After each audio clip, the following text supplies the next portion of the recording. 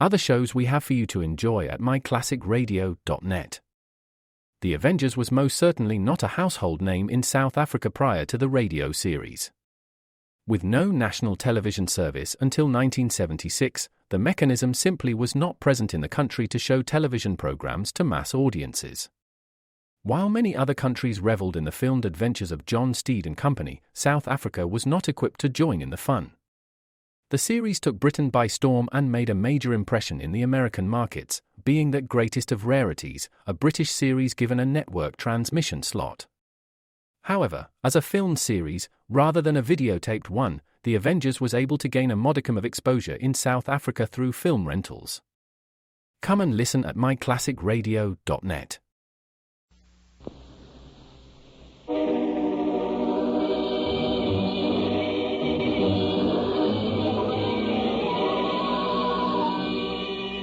Calling all cars, a presentation of the Rio Grande Oil Company. Calling all cars, attention all cars, attention all Marin County Sheriff's cars. Broadcast 61. 4 convicts just escaped from San Quentin prison using a state car. License Diamond E 6154. Diamond E 6154. The convicts are reported headed north. All cars use discretion and hold 5 if possible, as the escaped convicts have kidnapped 4 members of the prison board and are carrying them as hostages. Stand by for further orders.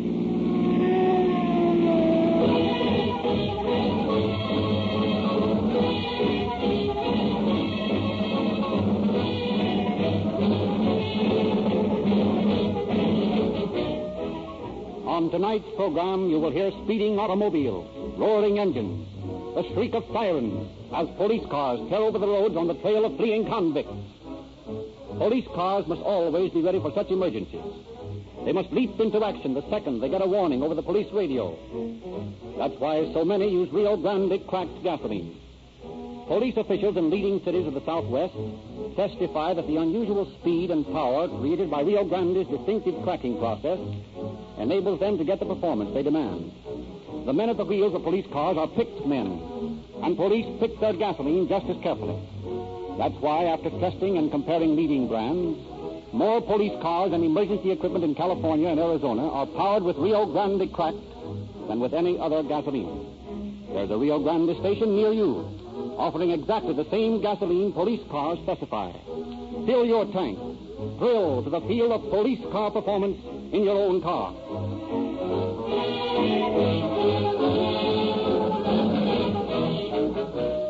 And now, ladies and gentlemen, it is with great pleasure that we bring you the complete radio dramatization of the San Quentin prison break, which occurred last Wednesday.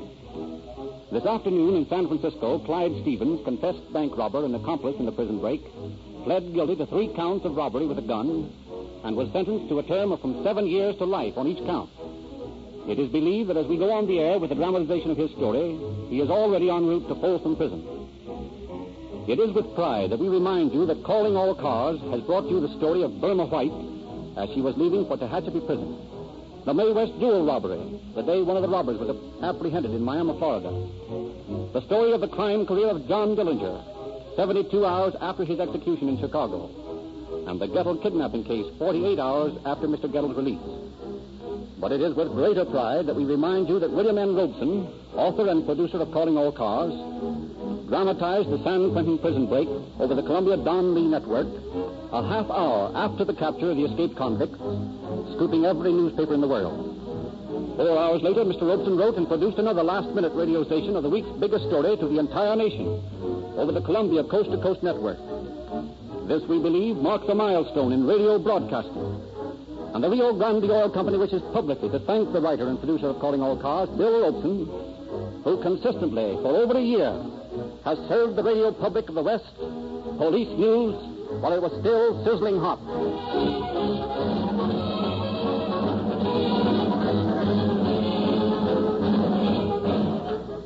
We now take you to San Francisco, where you will hear from the man who led the posse which captured the escaped San Quentin convicts at Valley Ford.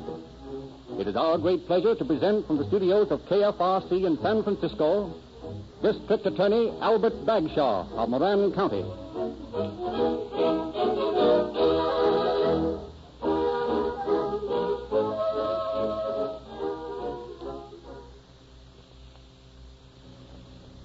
Good evening. Last Wednesday afternoon, I spent the most exciting 2 hours of my life. I've hardly returned to normal yet. I'd gone to Tamales with Under Sheriff Blum to prosecute a petty case. We were following the routine of our duties when a telephone call from San Rafael plunged us into a melodrama as wild and exciting as any Nick Carter story you have ever read. That is the story you're about to hear on tonight's Calling All Cars. Before we go into this dramatization, which I know you are all eager to hear, I would like to point out to you a very serious condition which has existed for some time and which the prison break of last week has brought into the spotlight of public notice. I refer to the overcrowded condition of California prisons. Built to accommodate 3,294 inmates, the San Quentin prison is now jam-packed with over 5,747 convicts. The result is a seething unrest among the prisoners. The rise in crime during the past years has been responsible for this overcrowding. Critics have pointed out that our parole system is lax. This may be so, but the brutal fact is that the parole board has to release many prisoners in order to make room for those coming up from the courts. So long as paroles are easy to obtain, crime will flourish. Our police forces in California do a splendid job, but the prison situation, which causes the evil, causes them to repeat over and over again the same work. Recidivists, habitual criminals, should be put away for good. But we in California, unfortunately, have no place to put them. We must have another prison. When we can adequately care for the criminal for as long as he is sentenced, he will show less desire to repeat his acts. As it is now, men like Clyde Stevens do not wait a week after they're released to start robbing banks again. This must be stopped. We have efficient police. They do their duty, and having done it, are forced to do it all over again. It is not only our faulty parole system which is to blame, but it is also our faulty prison system. May last Wednesday's deplorable incident served to arouse the people of California to demand the proper check against the rising tide of crime. Thank you and good night.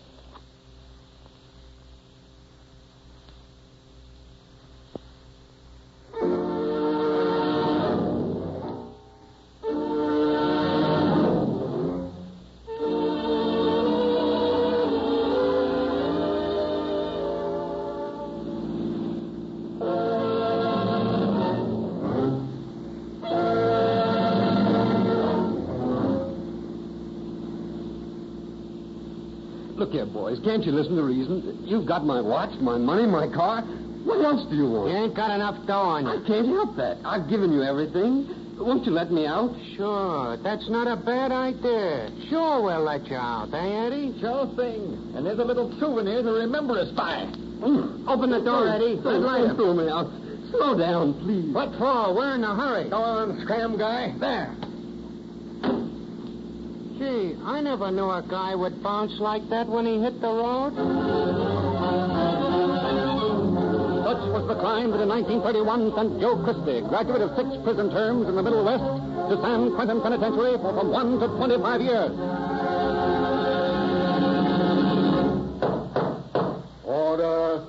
The attorney for the defense has the floor. Your Honor, my client has decided to make a confession and save the court valuable time. Very well. Will the defendant take the stand? Well, you see, Judge, it was this way.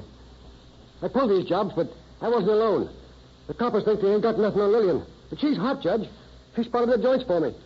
Guess we must have knocked over 25 stores. Lillian's just as guilty as I am. If you send me up, you ought to send her up, too. And you call yourself a man. You get this girl into trouble like this, and then you try to save your skin by turning state's evidence against her. Well, it isn't going to help. You'll serve time, all right. There is no place in society for a skunk and a rat like you. With the stigma of skunk and rat attached to him, Alexander McKay entered San Quentin in the summer of 1931 to serve from 5 years to life for robbery.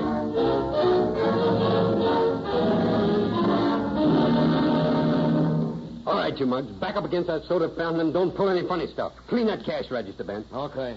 Where you going, sailor? No, I was just turning around. Well, stay put. I said stay put. No, you plugged him, Fred. I meant to. Come on, scram.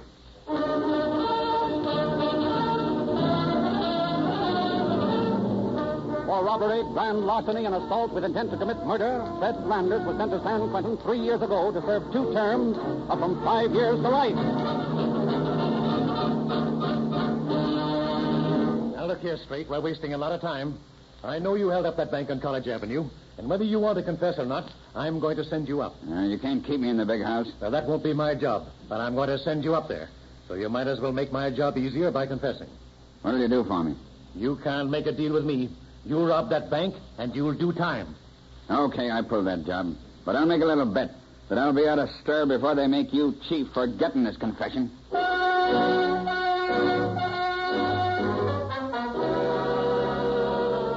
Rudolph Strait, confessed bank robber, and veteran jailbird tried twice to make good his boast. Once he sawed through the bars of his cell. Another time he was caught working the bolts of his cell door with the bent wrench. He was thrown into solitary. Returned once more to his cell, he strikes up an acquaintance with Clyde Stevens, another bank robber, in the prison yard. Yeah, you look like a tough guy to me, Straight. I am. You want to get out of this joint, huh? Don't you? Sure.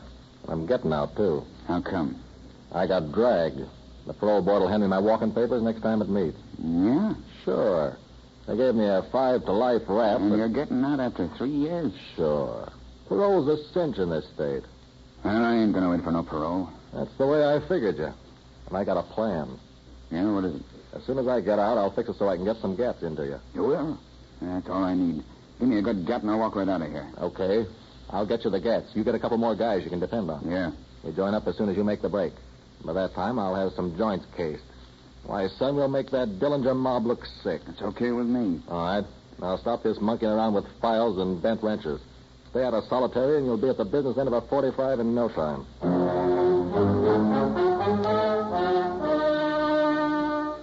On October 31st last year, Stevens was paroled. And within 2 months, he is wanted by San Francisco authorities for bank robbery. Although the police are unable to find the man, he manages to keep in contact with his prison pal, Rudolph Strait.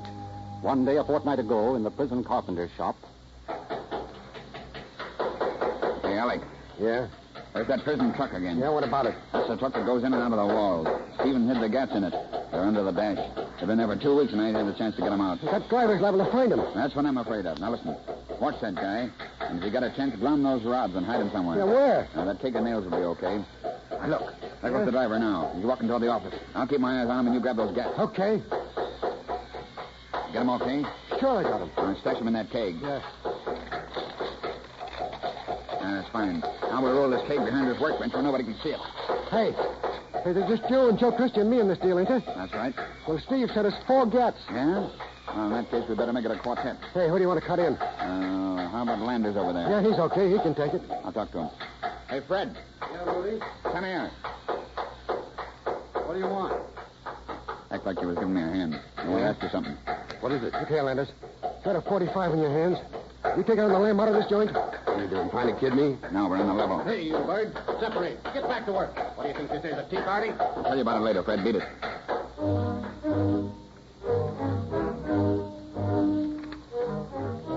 Early last Wednesday morning, the inmates of the prison file into the washroom. Strait signals to Christie, Landers, and McKay. Cautiously, they move over toward him and engage in guarded conversation. Come on, get your face dry and get over there. What's up, Rudy? I asked you the other day if you'd be willing to blaze out of here with a 45. Yeah. Or today's the day. I thought you was through. I'm on the level. How about you, boys? I'm all set. Anytime you are, Rudy. What makes you set on today? Yeah, the prison board's meeting with the warden this morning. None of these flat-footed guards want any trouble while the big shots are here. Maybe they'll get some whether they want it or not, eh, No. Rudy? You know, the way we get so close to it, I've been kind of thinking. See, suppose it don't work. Suppose we get plugged or something. You ain't yellow, are you, McKay? Of course I ain't jealous. You better not be. You're in this too deep now to back out. I ain't worth to back out. I was just thinking Do of it. This ain't no chin fest. We gotta work fast. What do we do for gas? It's all taken care of. You ain't got nothing to do but come along and do what you're told. We got some 45 stashed away. That's swell. Who's that? One of the cons. Fresh fish, I think. I don't know him. You think you heard anything? No, he wouldn't be making a noise if he was spying on us. You can never tell about stools. Now, look. The board's meeting in the warden's office, see? Yeah, so what? I've been tipped off that they'll go over to the warden's house for lunch, see? No. What's that got to do with us? If I knew how dumb you were, I wouldn't have cut you in. Now, get this. We drive up in the old Ford like we were doing our work. But all the time we got the 45s in our belt, see? Yes, then what? So we go in and we snatch the warden and the prison board. What? You're nuts. No, I ain't. We snatch the warden and the prison board. They'll come in handy. Cops won't shoot so fast when they know we've got big shots in tow. Natural. The warden and the prison board. They've been handing out lieutenant paroles all morning. They'd like to see how it feels to be the guy on the carpet. And for once, we'll be the big shots. Kind of a funny idea, don't you think? It's okay if it works, Rhodey. Listen to me, you guys. You stick with me and do this job the way I planned it, and we'll all be out of this joint in less than 4 hours.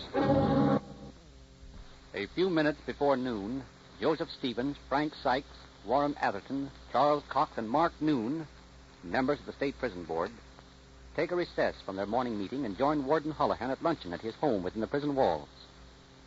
The pleasant sun-filled room gives no indication of the impending danger that lies just outside those curtained French windows, where 8 hard eyes are watching every movement, 8 keen ears hearing every word. Well, Warden, you're to be congratulated on the splendid work you're doing, especially in view of your limitations here. Thank you, Mr. Sykes. I can assure you that no one knows better than I the necessity for relieving congestion here in prison. We have almost twice as many prisoners as the institution was built for, and the result is unrest among the men. But it can't be helped. I presume you feel as though you were living on the edge of a volcano all the time. Well, something like that. You see, gentlemen, the granting of early paroles is by no means the answer to our problem. You're quite right, Warden. The only answer is the erection of another prison. Pardon me, but there seems to be somebody at the door. Take him out, Dan. One more. What's the meaning of We this? mean business, Warden. Up with him. Look here. You can't come in here like this. Oh, yeah? I've been wanting to do this for a long time, Warden. Oh! All right, Rudy, cut it out. Cut out the rough stuff. I don't like that guy. Okay, snap out of it. We didn't come here to bump the warden off. Just what did you come here for? We're going to get out of this place, and we're going to take you with us. What for? You'll make good bulletproof vests. Don't you realize there's a law against kidnapping in California? You can be executed for this. Yeah, well, we're the law, and if there's any executing to be done, we'll do it. Now, look here. If you boys are on the square and promise there won't be any shooting, I'll go with you as hostage. But please remember, I'm the father of 4 children. I guess we'd better take all of you. Then we'll be sure. Now, you guys take off your clothes. Why? We're going to need them. Come on, let's have your coats and vests. You can wear our uniforms. No, but listen. Come on, talk over. Well, except you, you're too fat. None of us can wear your coat. That's a consolation. But you can do something else for us. You call the prison gate and tell them to send the warden's car over and that we're coming through the gate and have it open. But listen. Go on, there's the phone. Well, all right. Let me have the west gate, please. Hello. This is Mark Noon speaking. Send the warden's car over to the house, please. Yes, that's right. Tell them you're all coming through. The whole board will be coming out in a minute, so have the gate open, please. That's right. You birds look like a swell assortment of cons. And we look just about as respectable as you did when you had these clothes on, I guess. Come on, Rhodey, let's get going. Don't get excited, Joe. Okay, gentlemen, here's the car. Out through the side door here. What about the warden? I will have to leave him. He'll come through sooner or later. I'll let you talk to those guards. All right, gentlemen, make it snappy.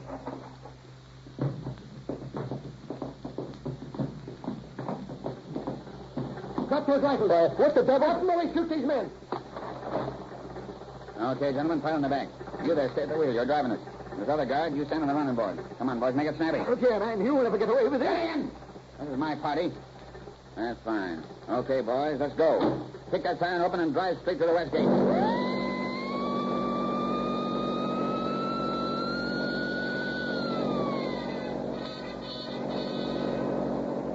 San Francisco Police calling all cars. Attention all cars. Watch for Studebaker sedan. License Diamond E6154. 4 convicts escaped from San Quentin prison in this car.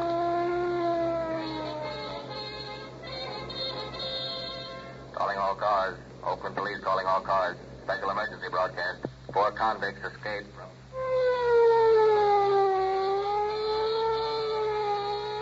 Berkeley Police emergency call. All cars attention. All cars attention. A prison break.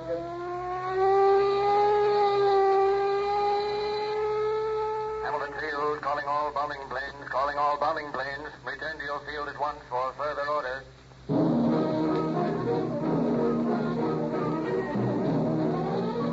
Officers from San Francisco, from Oakland, from Marin County closed in on the territory surrounding San Quentin Penitentiary.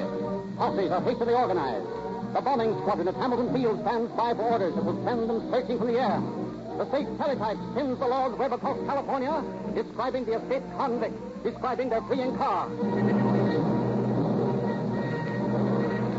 A few miles out of San Rafael, the convict car turns right, heading for the Black Point cutoff. As they come in sight of the cutoff, the drawbridge swings open with exasperating slowness. They pulled up with a burning screech of brakes. We're practically out of that heat when that monkey has to start pulling switches. Let me do it. Go back, Rudy. You're telling me. Now we got to go back into all the cops in the world. If you don't mind, shut up. I want to ask a question. Let him talk. It'll make him feel good. Ain't you never heard of an emotional catharsis? What's that, some kind of snow? What's in your mind, Toots? What I want to know is, how in the world did you get those guns? That's a professional secret. And what you don't know won't hurt you. Rudy, look. What? Cops ahead. Get your gats out. Step in that siren mark and drive like hell.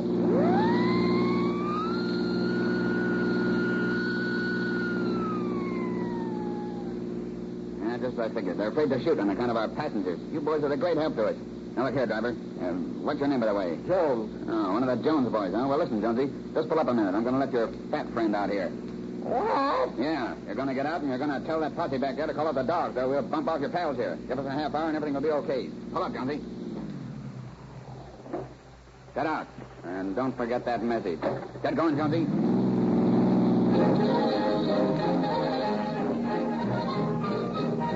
Mark Noon, secretary of the prison board, immediately phones the prison of his whereabouts. With orders to hold fire as long as possible, the army of the law goes into action. From San Francisco, from Oakland, from Berkeley come officers. Quickly the peace forces are organized.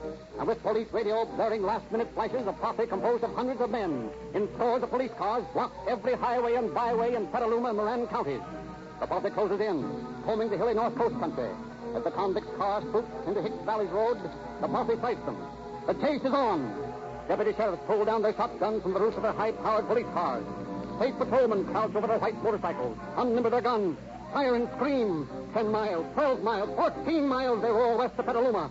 The law holds its guns in readiness. The convicts, still out of range, apprehensively look backward. Then, when they're 18 miles away from Petaluma, the convict's car takes a turn too sharply. The car skids. The law is within range.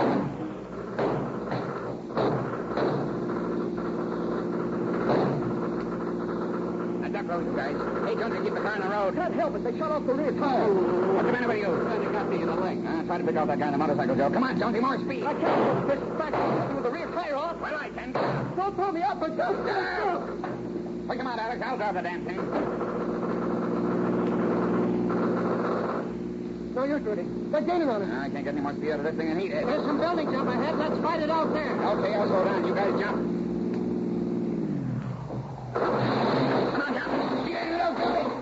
Are you all right, Frank? I think so. I tell you, Dave. For the love of God, Sheriff. That's Allerton. They made us change our clothes. Where are the men? Ran into that building. Okay, men, surround the building. We got him back, George. Behind you. Hey, got him. Let him have it, boys.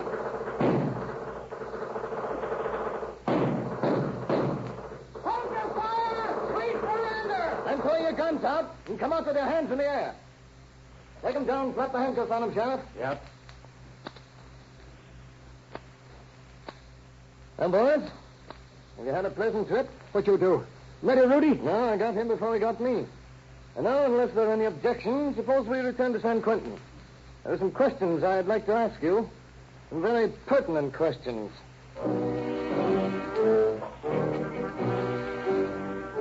Rudolph Strait, the convict leader, dies on the way to the hospital. James Stevens and Frank Sykes, not dangerously wounded, are taken to the Petaluma Hospital, and Warden Holohan lies in the prison hospital, critically injured, as District Attorney Albert E. Bagshaw of Marin County begins his investigation of the prison break. Boys, I'm not going to mince any words with you. 2 California laws threaten all of you with death penalty. One says the kidnapping is a capital crime. The other says that any life-termer involved in a prison disturbance in which bodily injury occurs is liable to be executed. The latter applies to at least 2 of you. Now, we know this is an outside job. You haven't a chance to beat the rap. I want to know where those guns come from. Why'd Stevens send them into us? Shut up, you rat. I rather expected you'd spill, McKay. You haven't changed any since you took that girl to prison with you, have you? Why'd Stevens, eh? Know him, Captain? Sure, I know him. He was paroled about 3 months ago, and we're looking for him for bank robbery. We had a trap set for him day before yesterday, and he knocked over a bank right under our noses. I got a line on his hideaway, and I was going up there this afternoon to knock him over when this thing happened. You've got a double reason for a visit now. I should say I have. I'll have that boy in the can before midnight. I promise you that. I wouldn't be too sure about that, you big fatfoot. That guy's a killer.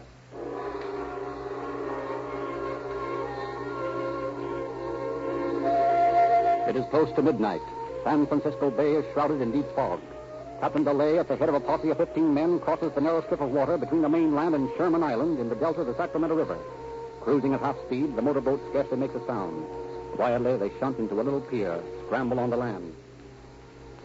That's his shack. Lights are still on. Take it easy. Surround the place, boys. And have your guns ready.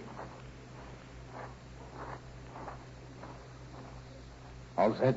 Set. Let's go then. Pick him up, Stephen. Hey, what the devil? Hey, what's this all about? Pick him up, Icehead. Your pal, too. What do you want us for? Running guns into San Quentin and a couple of bank robberies. I don't know nothing about running guns or bank robberies either. Oh? Well, we'll talk about that later. Slap the bracelets on him, Tom.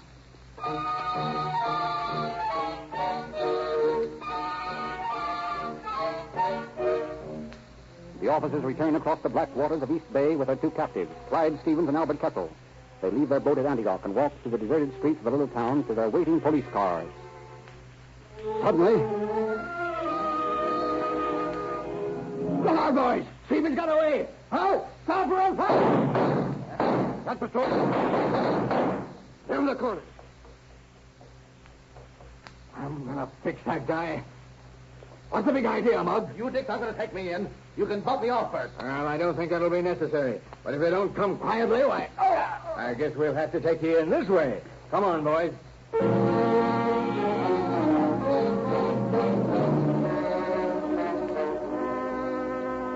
For 3 days, San Francisco police questioned Clyde Stevens, and finally on Saturday he confessed and explained how he had smuggled the guns into San Quentin, hidden in the prison truck.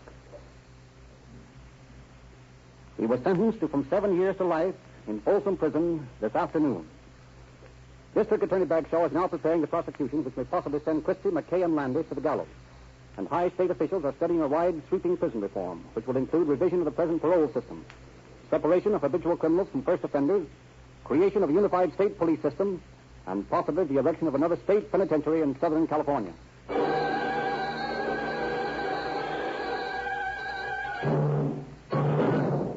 Speeding police cars played an important part in this sensational capture. Nearly every day you hear police sirens and watch police cars roar past. Cars that are powered with Rio Grande crack.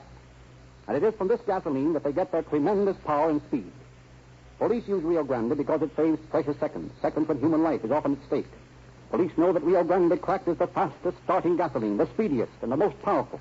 But they also know, because they keep accurate records, that Rio Grande is economical gasoline to buy. Your own car may meet emergencies any second. When you tramp hard on the gas, you want action. If you've got Rio Grande in your tank, you'll get action. You can enjoy police car performance in your own car. Just drive into the independent station near you with a big Rio Grande sign. Ask for Rio Grande cracked with tetraethyl. It costs you no more than other gasolines, but you get much more for your money. And if you're interested in true detective stories, ask for your free copy of Calling All Cars News.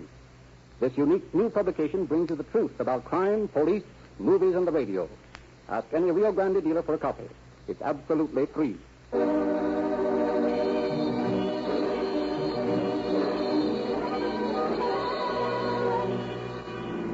Calling all cars, attention all cars, cancellation broadcast 61 regarding a prison break at San Quentin. Convicts are now returned to prison. That's all.